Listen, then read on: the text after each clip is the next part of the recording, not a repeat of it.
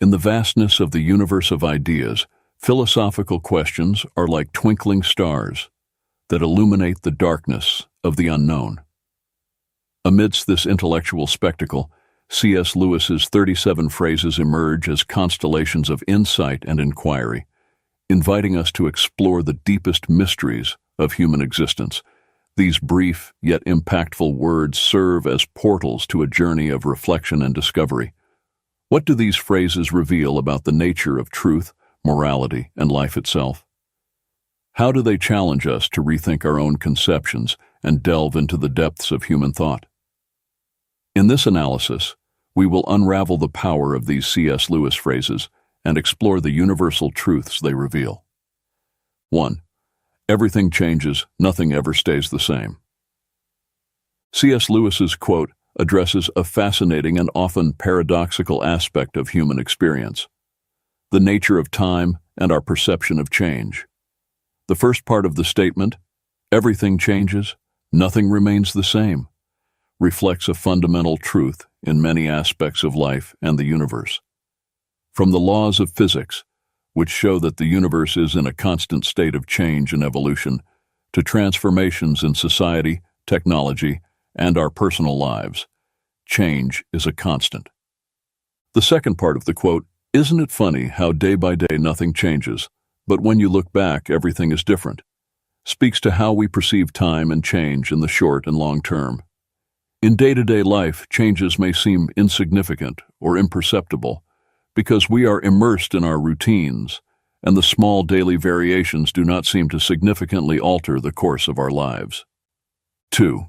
There are far, far better things ahead than the ones you leave behind. This phrase by C.S. Lewis is an invitation to optimism and hope, encouraging us to look to the future with a positive perspective. The central idea is that, regardless of the losses or challenges we face, the future holds possibilities and joys that surpass what has been left behind. This thought can be particularly comforting in times of transition or loss, reminding us that closing one chapter in our lives makes room for the beginning of another, potentially more rewarding and enriching one. Lewis, with this statement, also touches on the transitory nature of life and the importance of not clinging excessively to the past or material things. Excessive attachment to what has been can prevent us from fully embracing new opportunities and experiences. The idea that the best is yet to come serves as a reminder to keep our minds and hearts open to the infinite possibilities the future holds. 3. Nothing in life ours to keep. This idea can be interpreted in various ways. In a material sense, it suggests that generosity and the act of sharing with others can enrich our own life experience, providing a sense of satisfaction and purpose that simple accumulation of material goods cannot offer. On a deeper level, it can be argued that only through generosity and altruism can we truly experience the richness of life, as it is in giving that we receive. Furthermore, Lewis may be touching on a broader spiritual or philosophical truth, where true freedom and fulfillment come from transcending selfishness and excessive attachment to worldly things. By opening ourselves to others and connecting to something greater than ourselves, we can find a sense of possession and belonging that is deeper and more enduring.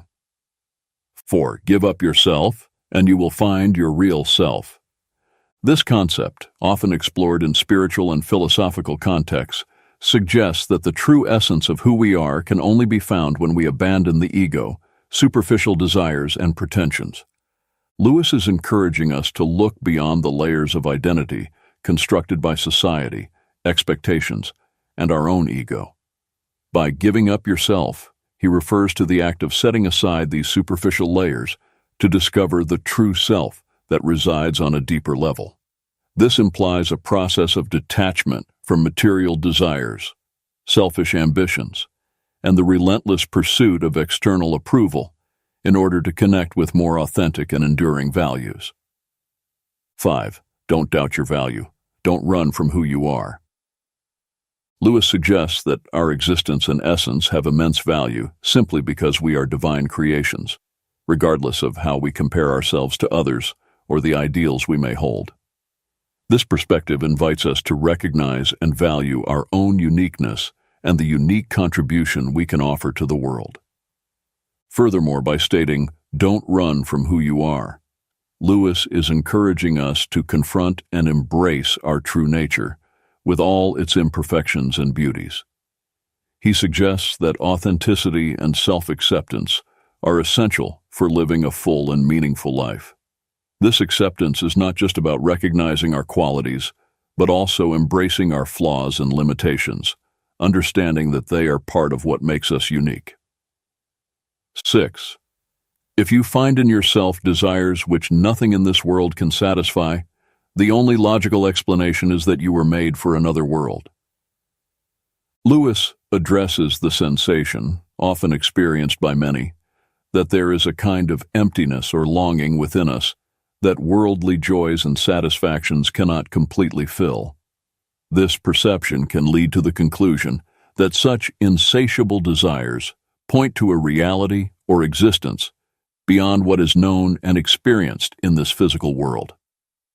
The idea that we were made for another world suggests that human existence has a purpose and a meaning that extend beyond everyday life and earthly experiences.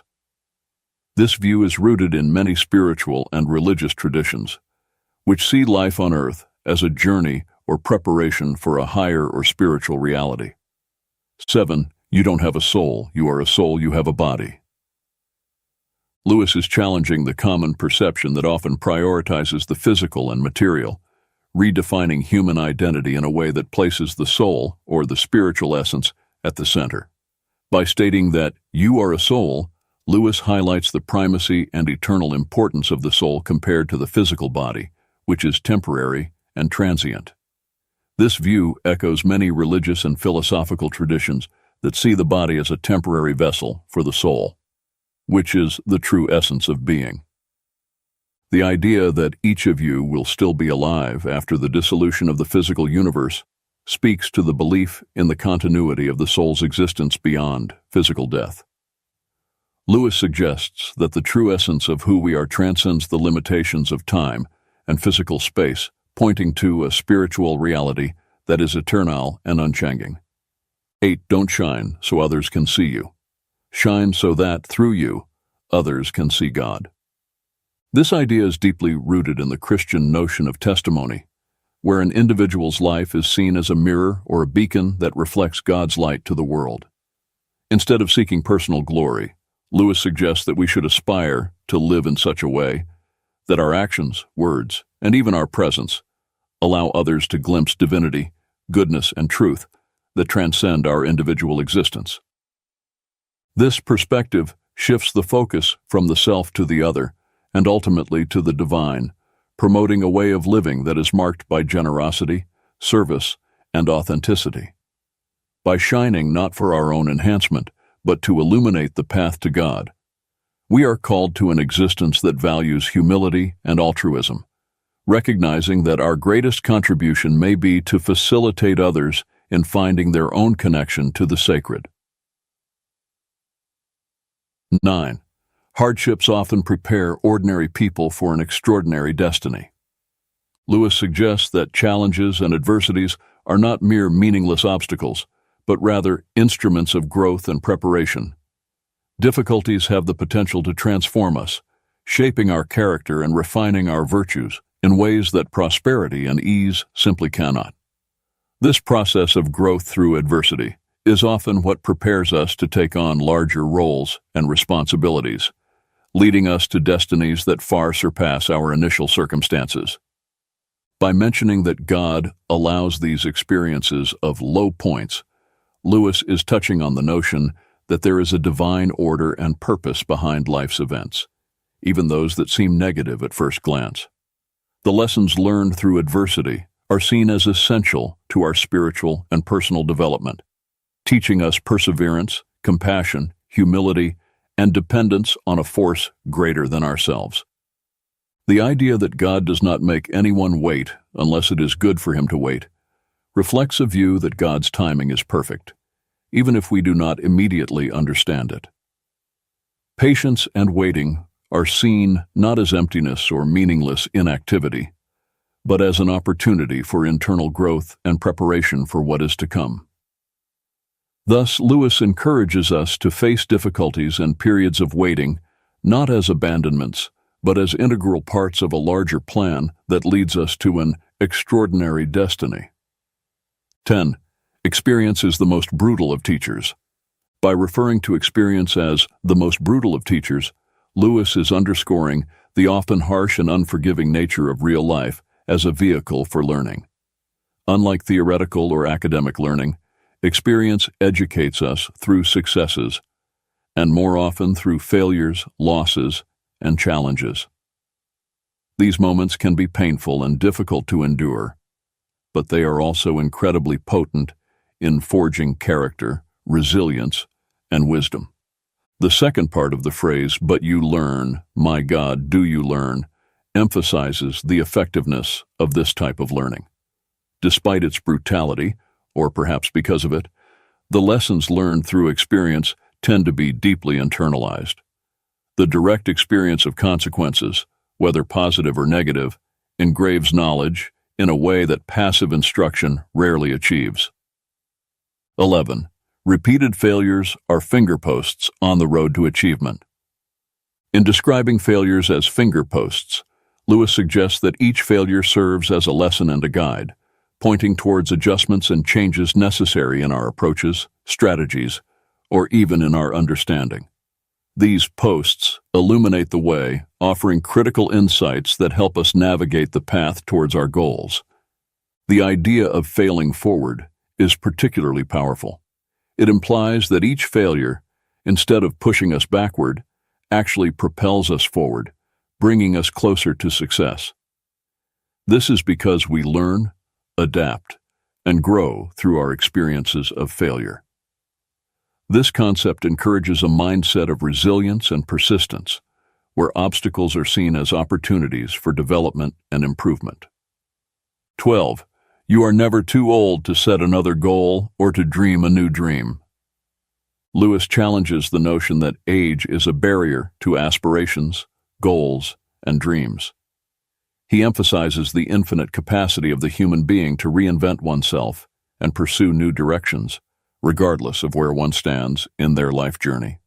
This idea is an invitation to reject self-imposed limitations and social expectations that often accompany aging. Instead of viewing old age as a time to slow down or give up on new endeavors, Lewis suggests that there is always room for new beginnings and possibilities. This can be particularly inspiring for those who may feel they have missed opportunities or that it is too late to pursue passions or interests that have been set aside.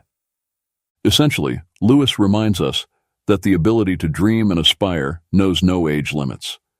This message serves as an encouragement to continue seeking growth, fulfillment, and joy in all stages of our lives, embracing the ongoing journey of discovery and renewal. 13. Don't let your happiness depend on something you may lose. This brings forth a profound reflection on the nature of happiness and the importance of grounding it in aspects of life that are enduring and intrinsic, rather than external and transient.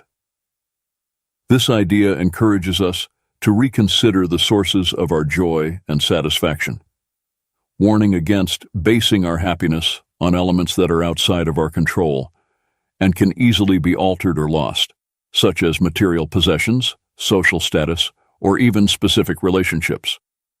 By highlighting the volatility of many of the things we value, Lewis suggests the pursuit of a more authentic and resilient happiness, one that is not shaken by the inevitable changes and challenges of life. This may involve cultivating internal virtues such as peace of mind, gratitude, self-love, and spirituality, which are less susceptible to external circumstances. 14. This world is a great sculptor's shop. It is a rich metaphor reflecting on the process of personal growth and transformation within the context of human existence. Comparing the world to a sculptor's workshop, Lewis suggests that life experiences, with their challenges and opportunities, act as the tools and techniques used by a sculptor to shape and define their creations. In this analogy, we humans are like unfinished statues, constantly being formed and refined by the hands of the sculptor, a metaphor for life's forces, circumstances, interactions with other people, and possibly a divine influence or destiny. Each experience carves our character, molds our values, and affects our life trajectory, contributing to the ongoing process of becoming who we are meant to be. The rumor that some statues will come to life can be interpreted as an allusion to the idea of reaching a state of awakening or spiritual enlightenment, where one becomes fully aware of their purpose, their essential nature, and their connection to something greater than themselves. This can also be seen as a moment of personal fulfillment, where a person transcends previous limitations and emerges more alive, authentic, and fully realized. 15. We are mirrors whose brightness, if we are bright, is wholly derived from the sun that shines upon us. Comparing ourselves to mirrors suggests that our value and brightness are not inherent, but reflected from a larger external source, in this case, symbolized by the sun. This source can be interpreted in various ways, including love, truth, beauty, or in a spiritual context, the divine. The idea that our brightness is wholly derived from this external source reminds us of our dependence and connection to something beyond ourselves to find meaning, purpose, and light in our lives. The second part of Lewis's reflection about the importance of keeping the self clean and bright to have a clear view of God reinforces the idea that our ability to perceive and reflect truth and beauty is affected by the state of our inner being. Just as the view of the moon can be obscured by a dirty telescope, our perception of the divine or the deeper meaning of life can be clouded by our faults, biases, or spiritual neglect. 16. There are two kinds of people, those who say to God, "Thy will be done," and those to whom God says in the end, "Thy will be done." Lewis delineates a fundamental division between those who choose to submit to divine will and those who insist on following their own path, regardless of divine guidance. By saying, "Thy will be done," an individual expresses a willingness to align with God's purposes and plans, placing God's wisdom and authority above their own preferences and desires. This voluntary submission is seen as an act of faith and trust in God's goodness and sovereignty. On the other hand, when God says, "Thy will be done" to an individual, Lewis suggests that God grants that person the freedom to choose their own path, even if that path leads to separation from God. This is an expression of divine justice and respect for human freedom, allowing the natural consequences of a person's choices to unfold. 17. C.S. Lewis's reflection. I have no duty to be anyone's friend, and no man in the world has a duty to be mine. No claims, no shadow of necessity. Friendship is unnecessary, like philosophy, like art, like the universe itself, for God did not need to create. It has no survival value. Rather, it is one of those things which give value to survival, addresses the nature and value of friendship in a deeply contemplative manner. Lewis is highlighting that friendship, unlike basic needs such as food and shelter, is not essential for our physical survival. However, he argues that it is precisely this unnecessariness that elevates friendship, philosophy, art, and the universe to something that transcends mere functionality or utility. Friendship is valued not for its usefulness, but for its ability to enrich the human experience, adding a layer of meaning, joy, and depth to life that goes beyond mere survival.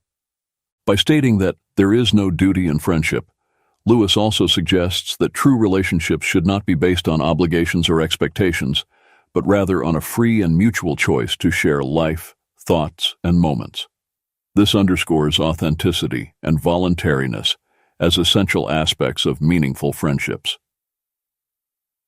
The comparison with God's creation of the universe serves to illustrate the idea that the intrinsic value of something may lie in its beauty, complexity, and ability to inspire, rather than in its functional necessity.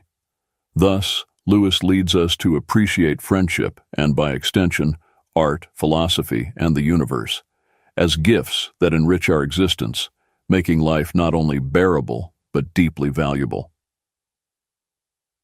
18. You will never make a good impression on other people until you stop thinking about what sort of impression you are making. Lewis suggests that conscious effort to shape how we are seen often has the opposite effect, leading to a perception of inauthenticity or excessive effort. This reflection encourages us to adopt a more genuine and less calculated approach in social interactions.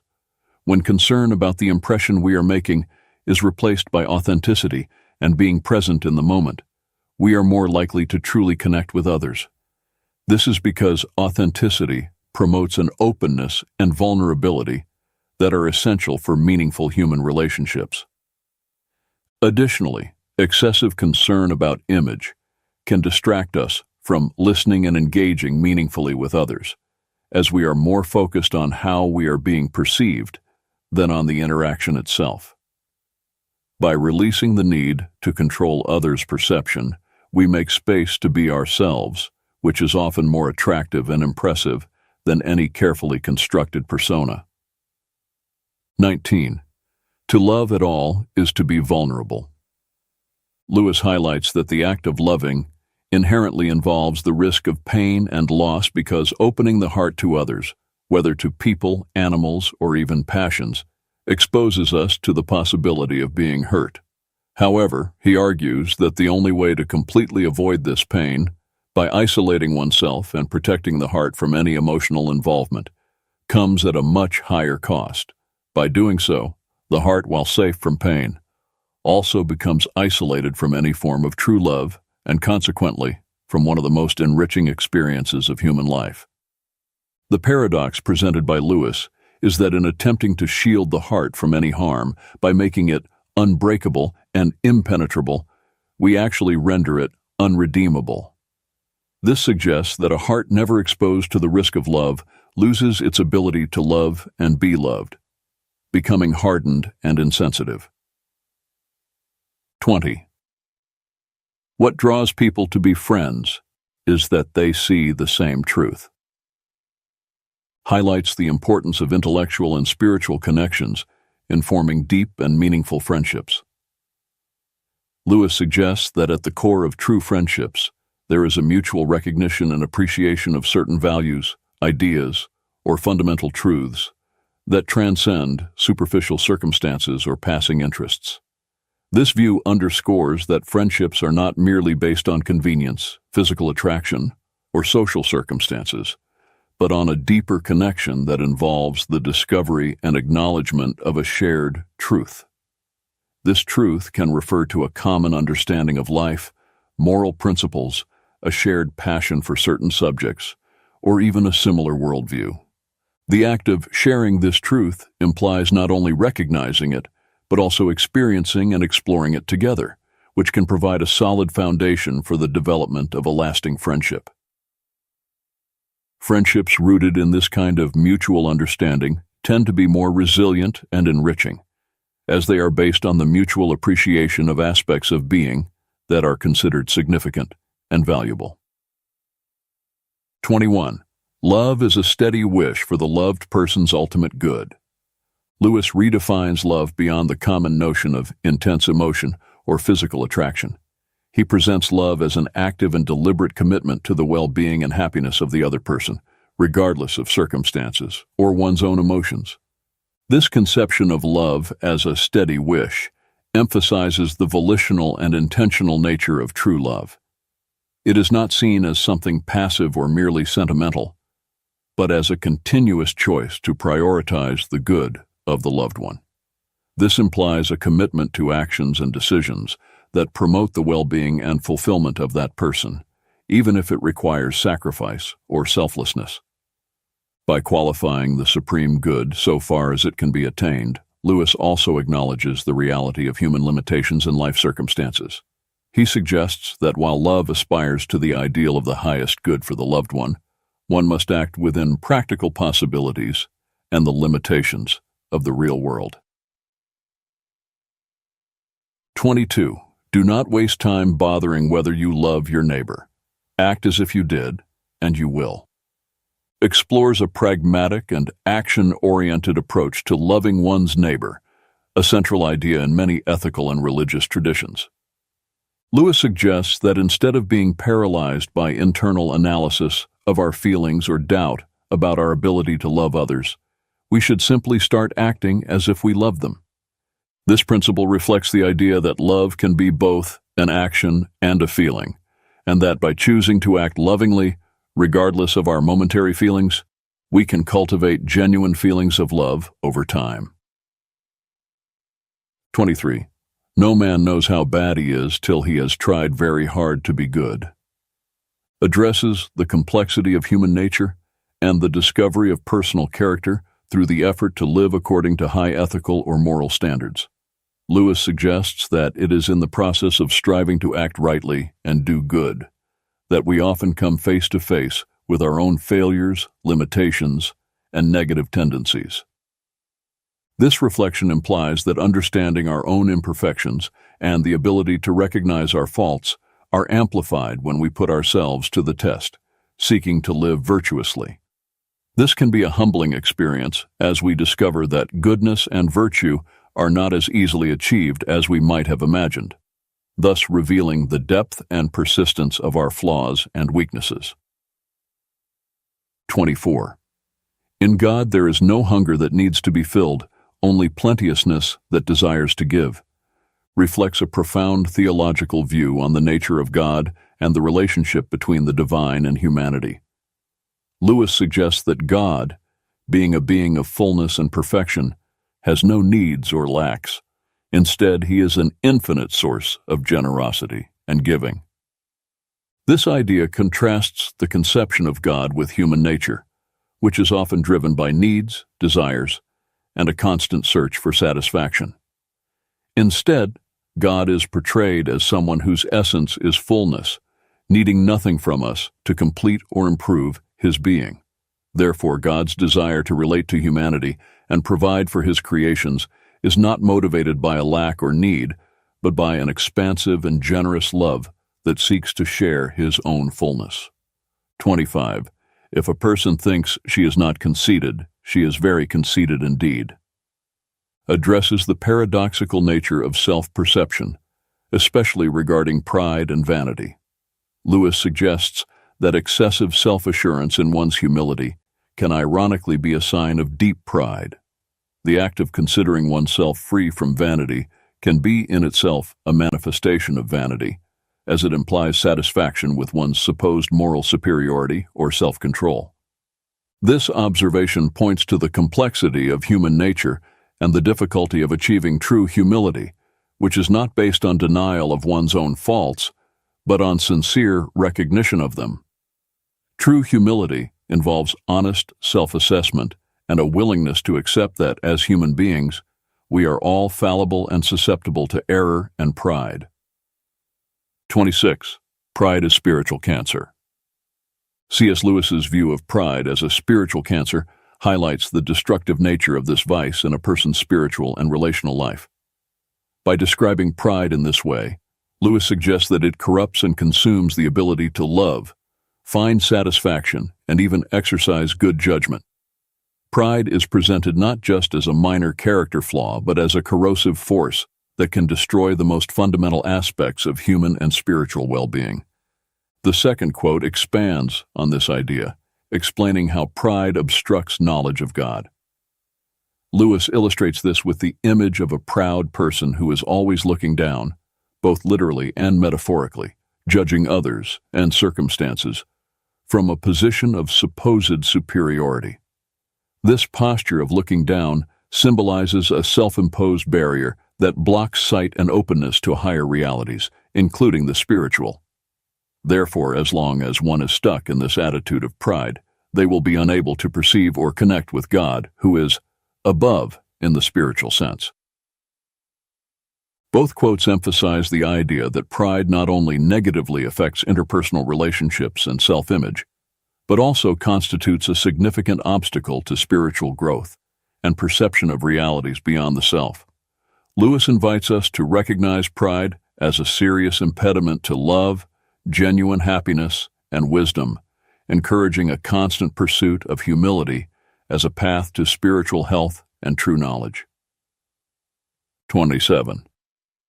Only the pure in heart want to see God. This quote distills a profound truth about the nature of spiritual longing and the necessary condition for genuine seeking of God. Lewis suggests that purity of heart is not only a quality that makes someone fit to encounter God, but also the very characteristic that awakens the desire to seek Him. Purity of heart can be understood as a cleansing of intentions, an absence of falsehood or duplicity, and a sincerity in the pursuit of truth and good. This purity involves an orientation of the being toward what is genuine and good, free from the distortions of selfishness, pride, and disordered passions that can obscure spiritual vision and deflect the quest for truth. By stating that only the pure in heart desire to see God, Lewis is highlighting the idea that the desire to know and draw near to the divine requires a certain inner disposition characterized by purity and sincerity. This implies that the spiritual journey toward God begins with an inner work of purification and alignment of the desires of the heart with spiritual values. 28. Human history is the long, terrible story of man trying to find something other than God which will make him happy. C.S. Lewis's statements about human pursuit of happiness outside of God reflect a deep critique of the nature of human aspirations and endeavors throughout history.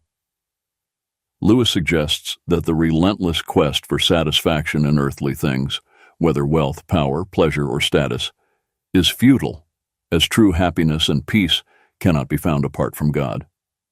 God cannot give us a happiness and peace apart from Himself, because it is not there. This assertion highlights the view that any attempt to find lasting contentment outside of a relationship with the divine is doomed to failure, as the true source of peace and joy resides in God.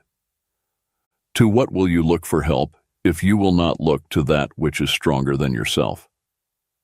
This rhetorical question invites reflection on the need to seek support and guidance in a force greater than our own limited human capacity, suggesting that reliance on purely human resources or solutions is insufficient to address life's fundamental challenges.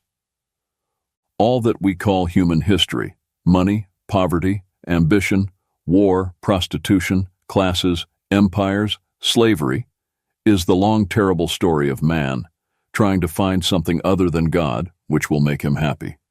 This observation about human history as a series of failed attempts to find satisfaction in earthly substitutes for God underscores the view that many human endeavors and conflicts stem from a misguided search for meaning and contentment. Together, these reflections by Lewis challenge us to reconsider the sources in which we seek happiness and purpose, encouraging a reorientation toward spiritual values and a deeper relationship with the divine as the path to true satisfaction and peace. 29. Forgiving does not mean excusing. This quote distinguishes two fundamental attitudes toward dealing with offenses or mistakes. By stating that forgiveness does not equate to excuse, Lewis highlights the importance of acknowledging the seriousness and reality of an offense without allowing it to perpetuate resentment or hostility. Forgiveness implies a conscious decision to release resentment or the desire for retaliation against someone who has wronged us, even when we recognize that the act committed against us was wrong and unjustifiable. This distinction is crucial because it recognizes the responsibility of the offender without allowing that offense to dominate future relationships or the emotional state of the offended party. In contrast, excusing someone often involves minimizing the offense or justifying the offender's behavior, potentially ignoring the harm caused. Thus, excusing can inadvertently enable or validate harmful behavior. Lewis suggests that forgiveness is a deeper act that requires considerable moral strength. It involves choosing to respond to wrongdoing with a kind of mercy that does not deny the injustice of the act, but chooses not to define oneself or be consummated by it. This approach to forgiveness allows for healing and reconciliation while maintaining moral integrity by acknowledging the gravity of the wrong. Therefore, a forgiveness, as Lewis conceives it, is an act of grace that transcends mere acceptance of others' faults, promoting the restoration of relationships without denying the reality of the harm caused. 30. Thirst was made for water, inquiry for truth. By C.S. Lewis offers a powerful metaphor that underscores the intrinsic connection between human pursuit of knowledge and the nature of truth. By comparing physical thirst for water with the innate desire to understand truth, Lewis invites us to reflect on the fundamental need we have to seek knowledge and understanding. Just as thirst is a natural condition that drives us to seek water to quench it and ensure our physical survival and well-being, curiosity and the desire to understand are fundamental impulses that lead us to seek truth, to satisfy our need for intellectual and spiritual knowledge and understanding. This comparison emphasizes that just as water is essential for physical life, truth is indispensable for our intellectual and spiritual life. Just as our bodies are designed to seek and consume water to maintain their health and proper functioning, our minds are naturally inclined to question, explore, and seek understanding to grow and thrive intellectually. 31. Faith is the art of holding on to things your reason has once accepted, in spite of your changing moods. This phrase by C.S. Lewis offers a profound understanding of faith that transcends mere emotional or irrational belief. Lewis suggests that true faith involves a continuous commitment to convictions and truths that have been accepted by reason, even when emotions or circumstances may try to sway us. This conception of faith highlights its active and deliberate nature, not as a passive state of acceptance, but as a constant exercise of will and discipline. By defining faith as the art of staying firm, Lewis implies that it requires practice, skill, and conscious effort to sustain beliefs in the face of doubt, fear, or uncertainty that may arise with fluctuations in our emotional states or changes in life circumstances. By emphasizing that faith is based on things reason once accepted, Lewis is also rejecting the notion that faith and reason are mutually exclusive. Instead, he proposes that authentic faith has its roots in rational and conscious understanding, and that maintaining this faith requires a continuous and deliberate return to these rational principles, especially when challenged by ever-changing moods. 32. We meet no ordinary people in our lives. This statement by C.S. Lewis offers a deeply human perspective on the nature of interpersonal interactions and the uniqueness of each individual. Lewis suggests that every human encounter, no matter how brief or trivial it may seem, is an opportunity to connect with someone extraordinary, whose life, experiences, and perspectives are unique and valuable. This assertion challenges the notion that some people are common or ordinary, highlighting that all individuals have a story, an inner complexity, and a unique potential that make them worthy of attention and respect. Even those who may seem to play mundane roles in our lives can have unexplored depths and inner riches that deserve to be recognized and valued. 33. Everyone thinks forgiveness is a lovely idea until he has something to forgive. This quote addresses the challenging nature of forgiveness and how our perspective on it can change when we find ourselves in the position of needing to forgive someone for a transgression or injustice. Initially, many people may agree that forgiveness is a noble and desirable virtue, recognizing its moral value and the emotional benefits it can bring to both the aggressor and the offended party. However, when confronted with the reality of a situation where they have been hurt or harmed by someone else, the act of forgiveness can become much more difficult than they imagined. This quote highlights the human tendency to idealize forgiveness when we are not directly involved in situations of conflict or hurt. However, when we are faced with the real need to forgive someone who has hurt us, we may discover that forgiveness is a complex and painful process that challenges our emotions, self-image, and values. 34. Integrity is doing the right thing, even when no one is watching. This quote highlights the importance of acting in accordance with our values and principles, regardless of the presence of supervision or the potential for reward or punishment. By defining integrity as doing the right thing, Lewis suggests that true integrity goes beyond simply following rules or social norms. It is a matter of moral and ethical principles. This implies making choices based on what is morally correct, even if it is easier or more advantageous to act otherwise. The part of the phrase that emphasizes that this should be done even when no one is watching underscores the importance of authenticity and consistency in our actions. This means that integrity is not something we display only to impress others or avoid negative consequences. It is a quality that is inherently valuable and shapes our conduct in all aspects of life. 35. Children are not a distraction from more important work. They are the most important work. This quote emphasizes the priority and significance of caring for and raising children in a person's life. In doing so, Lewis highlights the responsibility and privilege that parents have to shape and influence the development and future of their children. This statement challenges the common notion that caring for children is merely a secondary part or an obligation that competes with other activities considered more important or meaningful. Instead, Lewis argues that children are not a distraction, but rather the central focus and primary responsibility of any adult who takes on the role of a father or mother. By recognizing children as the most important work, Lewis underscores the profound influence that parents have on the